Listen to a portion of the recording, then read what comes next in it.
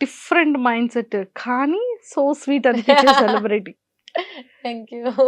కదా! మంచి good experience. అంటే వచ్చిన ప్రతి ఒక్కరితో కంఫర్టబుల్ చేసి కాసేపు not at all easy thing. ఇప్పుడు మీకేనా ఇంటర్వ్యూ అనగానే కూర్చొని టక టక క్వెషన్‌లు అడిగేసామా అన్నట్టుండదు. మీకు వెనకాల ప్రిపరేషన్ ఉంటది. ఎలాంటి క్వెషన్స్ సేమ్ మాకు గూడా అంతే. ఒక సెలబ్రిటీ వస్తుందంటే వాళ్ళకి రిలేటెడ్ క్వెషన్స్ ఏంటి? ఎలా అడిగితే బావుంటది? డిఫరెంట్‌గా ఏం చేయగలుగుతాము? ఇవన్నీ బ్యాక్‌గ్రౌండ్ హోమ్ అందరూ అంటారు. ఆర్‌జేవి గదా! ఏముంటదబ్బా జస్ట్ ఇంటర్వ్యూ వస్తారు, అడిగేస్తారు.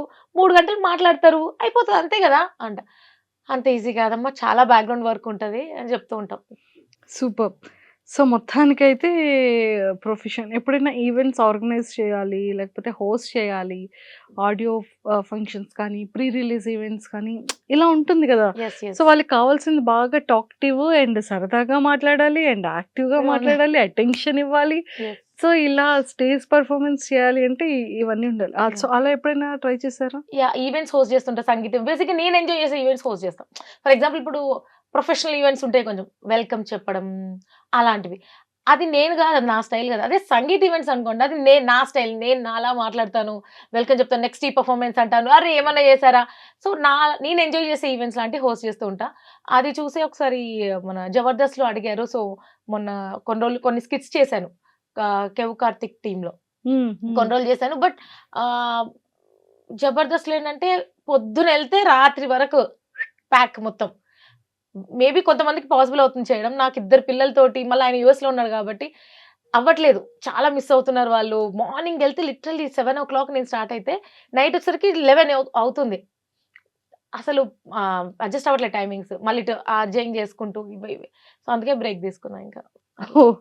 నైస్. సో, స్వాతి గారు అంటే లైక్ మన ఫీల్డ్‌లో చాలా మంది అనుకుంటుంటారు. అంటే మనం ఓపెన్‌గా మాట్లాడుకుంటున్నాం కాబట్టి, హ్మ్. హే! మీడియాలోకి రావాలి అంటే ఏమైనా చదువుకోవాలా? హ్మ్. బ్యూటిఫుల్‌గా ఉండాలా? ఆ! డ్రెస్సింగ్ ఉండాలా? సో, ఇలాంటివి చాలా ఉంటూ ఉంటాయి కదా! చాలా ఉంటాయి. సో, మీరు అలా స్టార్టింగ్ వచ్చేటప్పుడు కానీ బేసిక్‌గా మనం అనుకుంటాం. కొంతమంది యాంకర్స్‌ని చూసి అబ్బా! వీళ్ళు కరెక్ట్‌గా ఉన్నారు కదా! అంటే ఫిజిక్‌ని బట్టి ఎలాంటి ఆపర్చునిటీస్ వస్తాయన్నమాట. లేకపోతే ఇలా బట్టి ఇలాంటి సో, అలా ఏమైనా మీరు మనసులో అనుకున్న థింగ్స్ ఉన్నాయా? బాగా కనిపించాలి. బాగా కనిపించడం అంటే ఇప్పుడు కొంతమందేంటే తెల్లగుంటేనే అందం.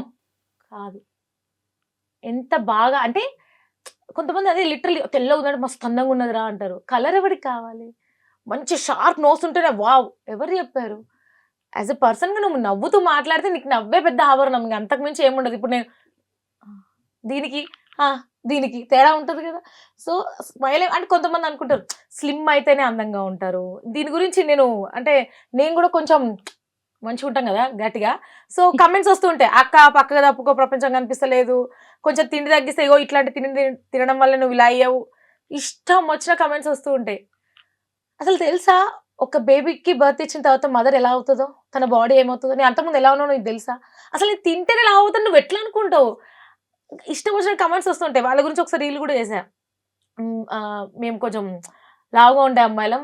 మేము షాపింగ్‌కెళ్తే మా సైజ్ ముందుండదు. ఎప్పుడు వెనకాలే ఉంటది. ఏ లిఫ్ట్‌లో ఒకవేళ వెయిట్ ఎక్కువైందన్నా గూడా ఫస్ట్ అందరి లుక్ మా వైపే వస్తది. మేము కొంచెం లావుగా ఉంటాం. తింటూ ఏదైనా రీల్ పెడితే "అక్క తిండి తగ్గియి" అని అంటారు. మేము కొద్దిగా లావుగా ఉంటాం. ఫోటోలో దిగాలంటే అప్పుడు మాత్రం మమ్మల్ని ఎనకాల నెట్టేస్తారు. మేము కొద్దిగా లావుగా ఉంటాం. ఇలా నాకనిపించింది నేను చేస్తూ ఉంటానన్నమాట. దీనికి చాలా మంది కనెక్ట్ అయ్యి అవునక్క అని అంటారు. సో, నన్నడిగితే లుక్స్ స్లిమ్ ఉన్నామా, లావు ఉన్నామా, తెల్లగున్నామా అలా అస్సలు డజంట్ మ్యాటర్. ఎంత హ్యాపీగా ఉన్నావు, హెల్తీగా ఉన్నావు అనేది ఇంపార్టెంట్. కానీ నౌ ఏ డేస్‌లో మనం చూసుకుంటే అలాంటి వాళ్ళకి ఉన్న ప్రిఫరెన్స్ అనేది హ్మ్.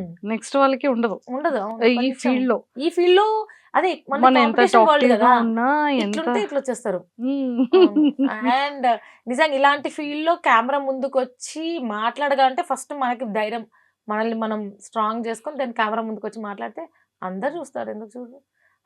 ఆలోచన తీసేయాలి ఫస్ట్. అండ్ కొంతమంది అనుకుంటారు నా గొంతు స్వీట్‌గుంటది నేను ఆర్‌జే అయిపోతానా? నేను చూడడానికి క్యూట్‌గా ఉంటాను యాంకర్ అయిపోతానా? నాకు అన్నిటి మీద నాలెడ్జ్ ఉంది నేను రిపోర్టర్ అయిపోతాను. అలా కాదు గదా! ఎవరన్నారు స్వీట్‌గుంటేనే ఆర్‌జే అయిపోతా నా వాయిస్ నిజంగా స్వీట్‌గుందా? కొంచెం గట్టిగానే ఉంటది. సో, అయ్యో! మాట్లాడే విధానం బట్టి ఉంటది. ఓకే. ఏదైనా మాట్లాడే విధానం నీ స్టైల్‌ని బట్టి ఉంటది. అంతే తప్ప లుక్స్ ఇంపార్టెంట్. ఇలా ఉంటేనే అవుతారు. ఇది చదివితేనే అవుతారు.